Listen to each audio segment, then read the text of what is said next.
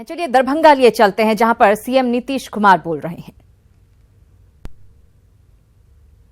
अमरनाथ गामी जी, श्री शशिभूषण हजारी जी, डॉक्टर फराज फातमी साहब, बिहार विधान परिषद के माननीय सदस्य श्री दिलीप कुमार चौधरी जी, श्री सुनील कुमार सिंह जी, श्री अर्जुन सहनी जी, पूर्व विधायक श्री रामनिवास प्रसाद जी,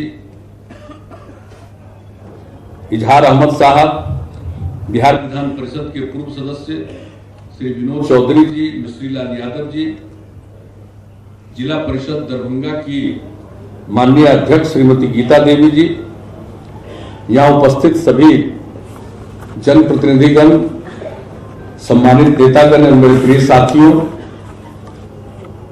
इस कार्यक्रम में उपस्थित air vice marshal and in charge of Darbhanga base Shri Rajesh Ishwar जी,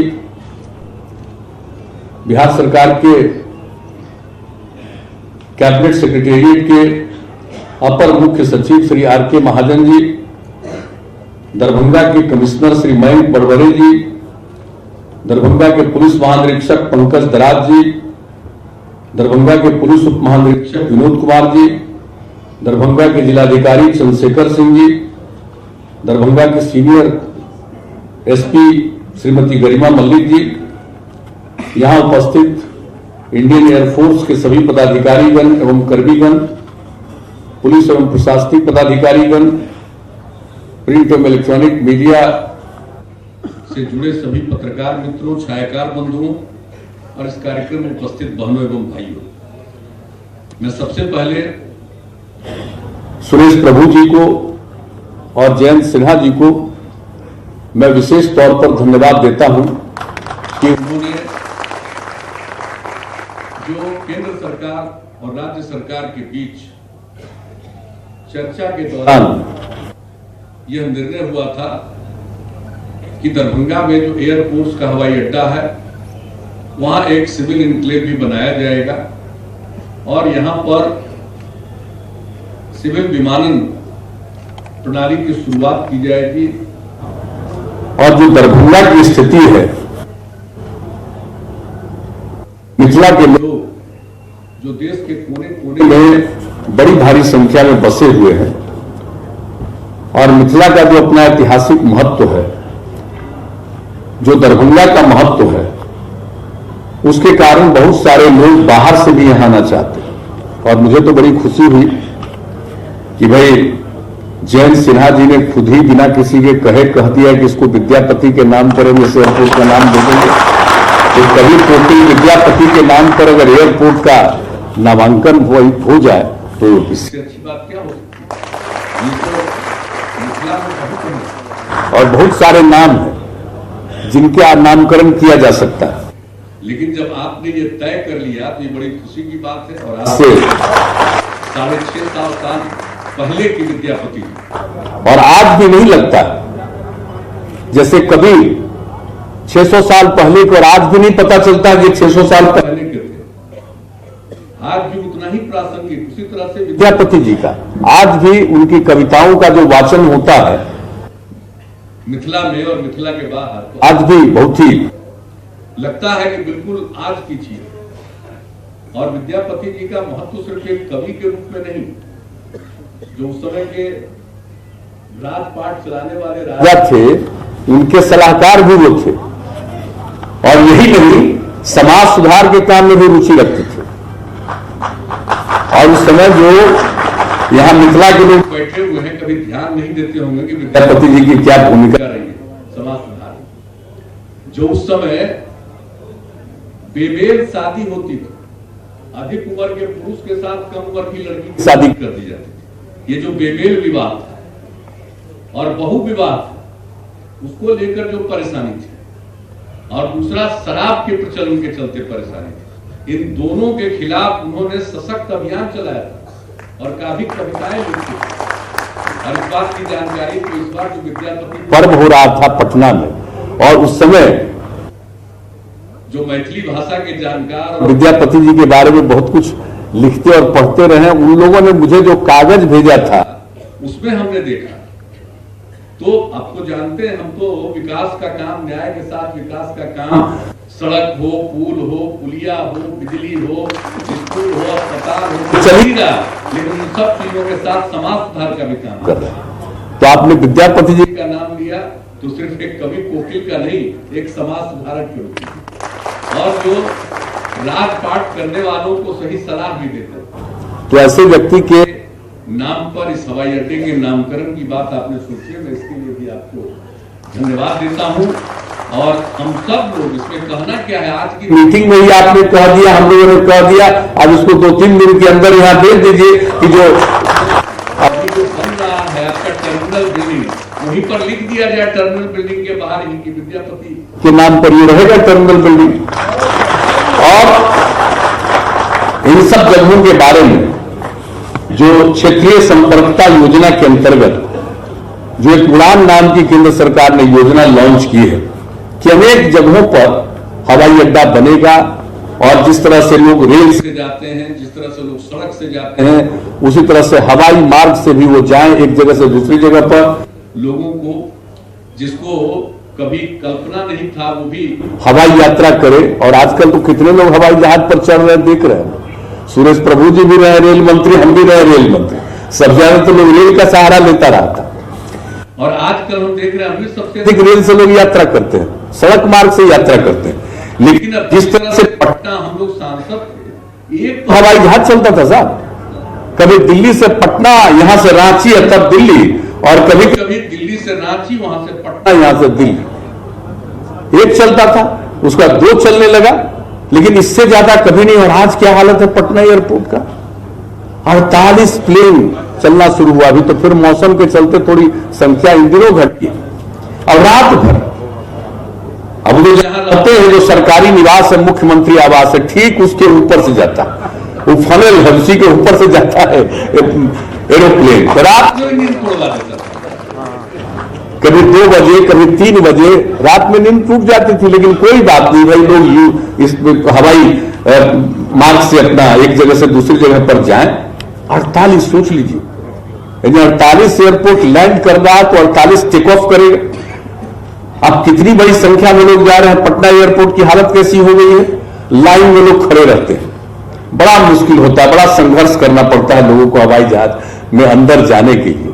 हम तो आग्रह करेंगे, और हमने रास्ते में कहा भी है कि जरा इस पर भी ध्यान दे दीजिए। वहां का टर्मिनल बिल्डिंग तो बनने वाला है, उसके लिए राज्य सरकार जो ऑफर करना था एक्सचेंज में, हम लोगों ने ऑफर कर दिया, सब कुछ कर दिया है।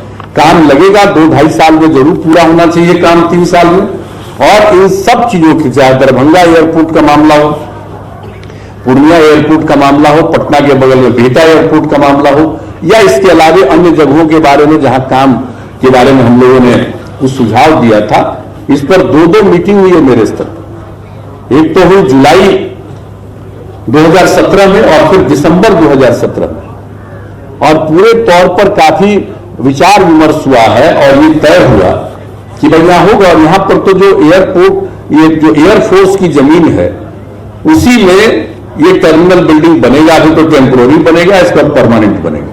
और जो एयरफोर्स की जमीन इसमें लग रही है, उसके एवज में हम उतना ही लगभग 31 करोड़ जमीन हम लोग मुहैया करा देंगे। और उसके लिए जो डीएम है राज्य सरकार के द्वारा, जमीन अधिग्रहण के लिए जो भी राशि का अमाउंट इन लोगों ने बताया, 121 करोड़ 43 लाख रुपए, ये राज्य सरकार की तरफ से स्वीकृत कर दिया गया है कि दरभंगा एयरपोर्ट के लिए हम लोग इतनी जमीन देंगे। और चूंकि जो आपका बनेगा टर्मिनल बिल्डिंग, जो अभी एयरफोर्स की अपनी जमीन है, उसमें बनेगा, इसलिए एयरफोर्स को कोई नुकसान नहीं हो, उनको ये अतिरिक्त जमीन मिलनी चाहिए, वो भी हम लोगों ने कर दिया है।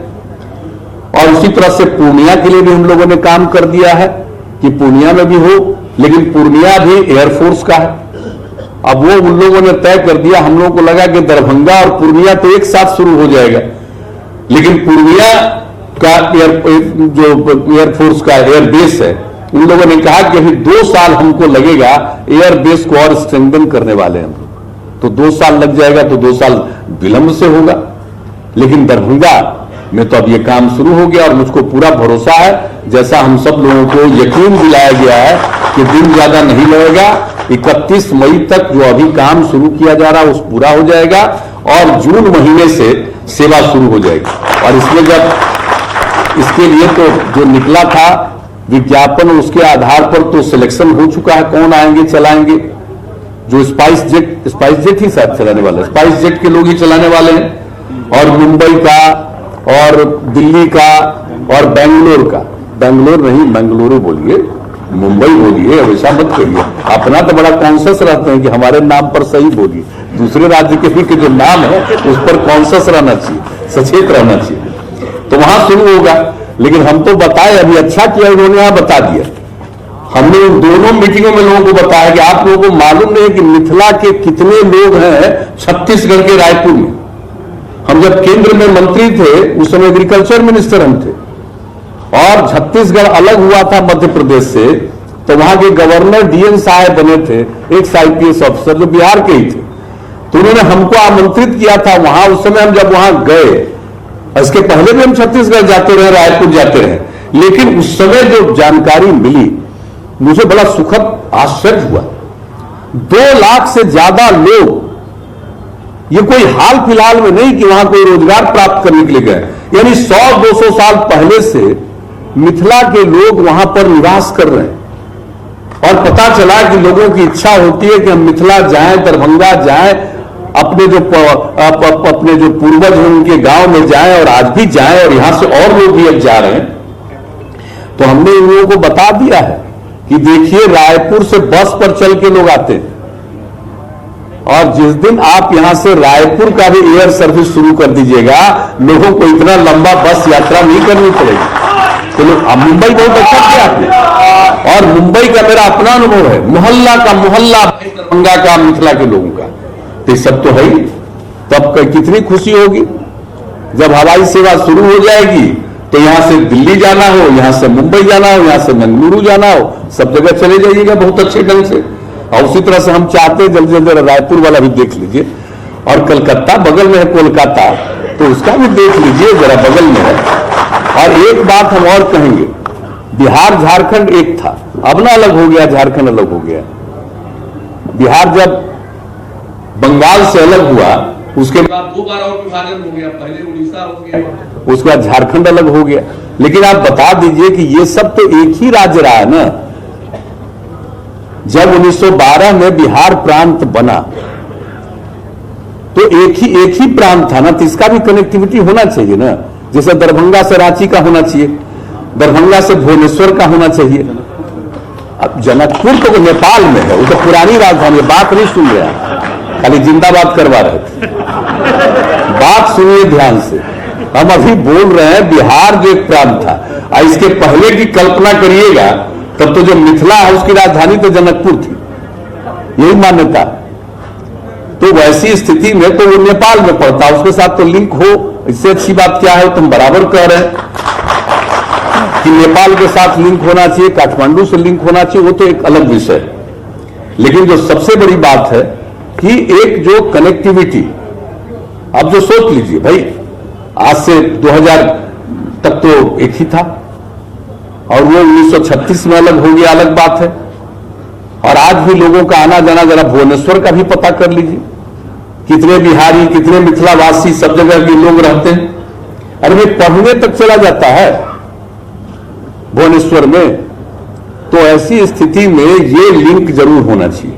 और चूंकि सब पहले बंगाल में ही था, तो कोलकाता, तो इसलिए इस सब का भी लिंक जरूर करिए। और मुझको पूरा भरोसा है, पता नहीं कौन सर्वेक्षण करता है सिविल एविएशन में, लेकिन मेरा भरोसा है कि अगर इन सबों का लिंक आप कर दीजिएगा, और पटना का और रांची का, ये दोनों का लिंक बड़ा कम है।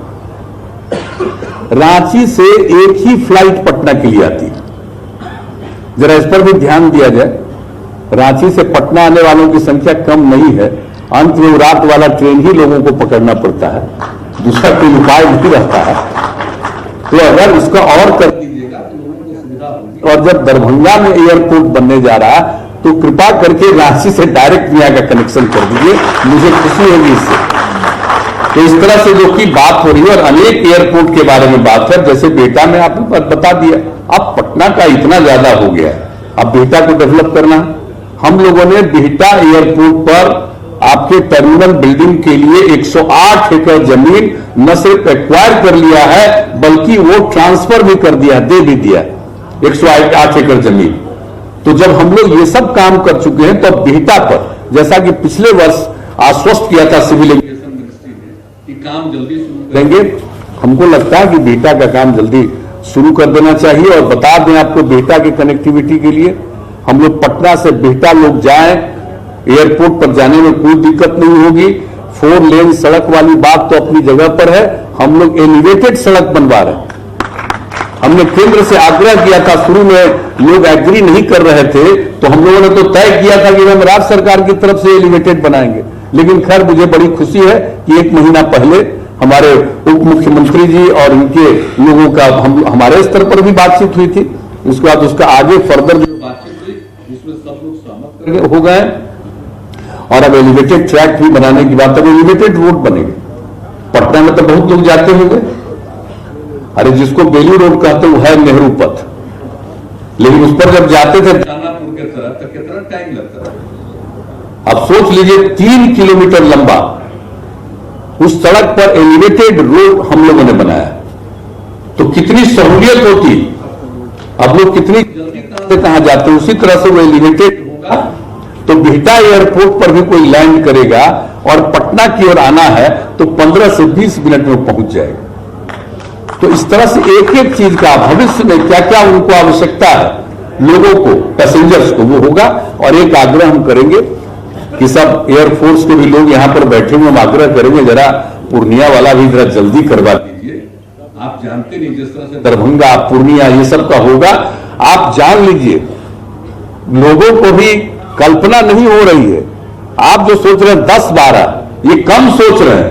ये दरभंगा में देखिएगा आपको कितना फ्लाइट चलवाना पड़ेगा, कितने तरफ से लोग आएंगे और प्रेफर करेंगे।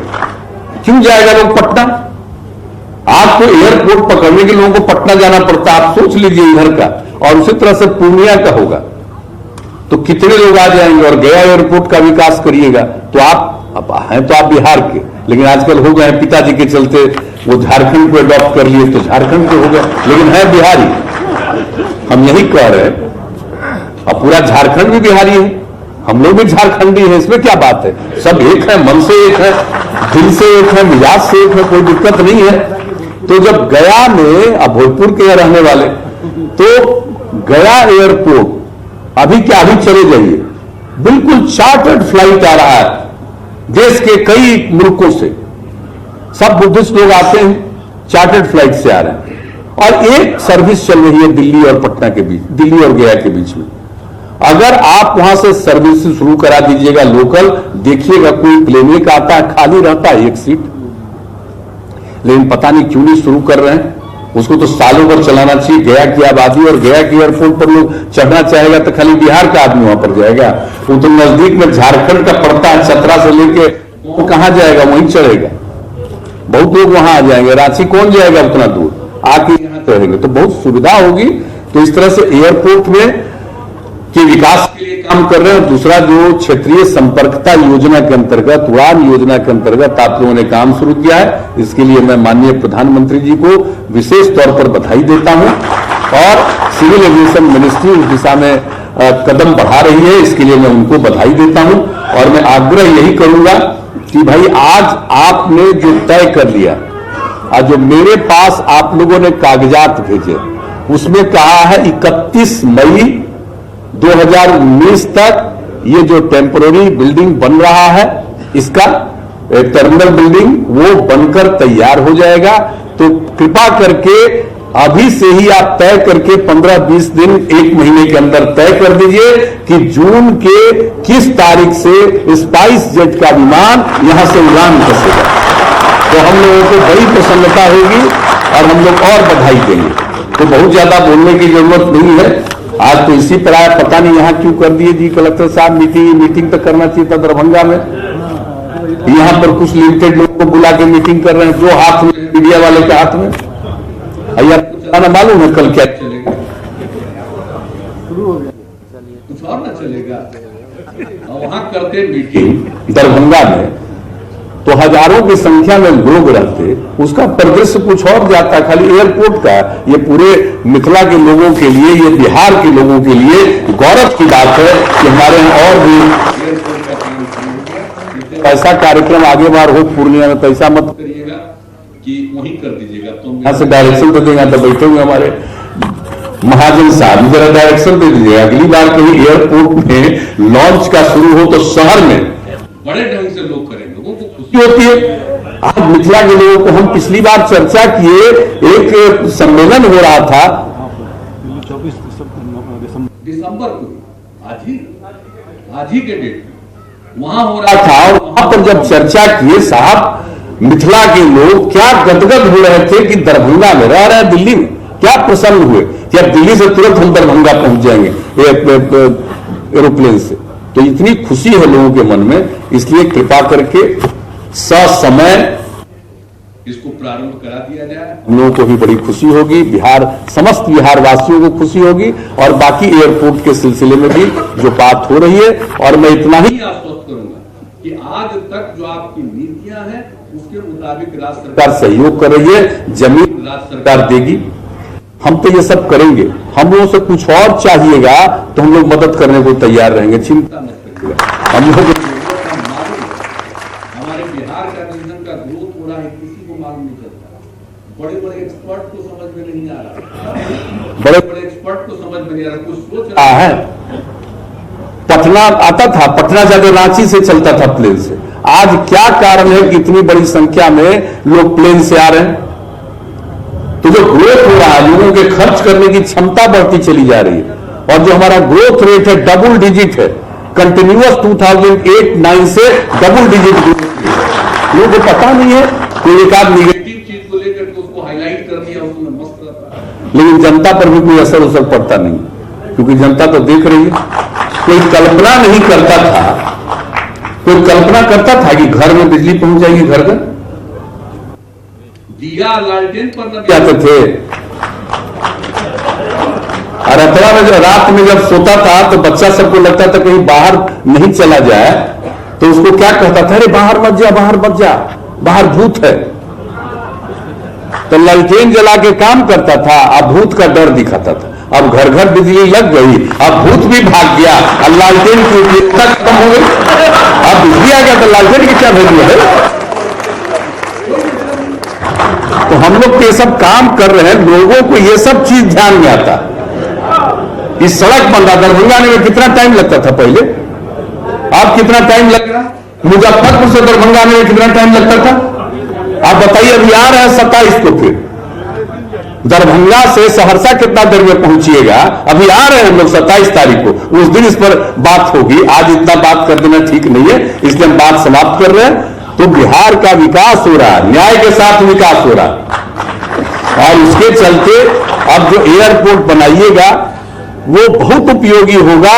और मैं आपको विश्वास दिलाता हूं, यकीन करिए कि आपको कोई नुकसान नहीं होने वाला, फायदा ही फायदा होगा, लोगों को भी सुविधाएं मिलेगी। इन्हीं सबों के साथ मैं पुनः सिविल एविएशन मिनिस्ट्री को, हमारे दोनों मित्र, हम तो साथ रहे हैं, सुरेश प्रभु जी और हम लोग तो दोनों आदरणीय अटल जी की सरकार में काम करते रहे, और जयंत सिन्हा जी हैं, इनके पिताजी यशवंत सिन्हा जी फाइनेंस मिनिस्टर हुआ करते थे, उनके साथ हम लोगों का उस समय का संबंध नहीं है। अब आप जहां चले जाए, लेकिन बीजेपी के स्टेट प्रेसिडेंट, अब बिहार में नेता विरोधी दल भी थे, वो कहीं चले जाए, आप स्थिर हैं, बड़ी खुशी की बात है। तो आप रहिए और मिलजुल करके हम लोग काम करें। इन्हीं शब्दों के साथ आप सबको बहुत बहुत धन्यवाद।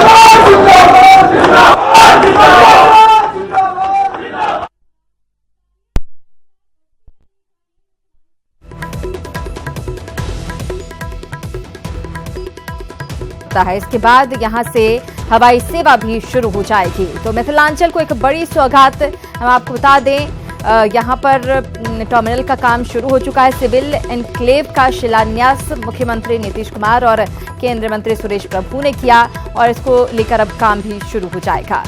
इसके साथ ही केंद्र सरकार से अपील करते हुए नजर आए सीएम नीतीश कुमार कि बिहार पर थोड़ा ज्यादा ध्यान दें, और क्या क्या आने वाले समय में योजनाएं हैं, क्या कुछ सरकार कर रही है, ये भी बताते हुए मुख्यमंत्री नजर आए।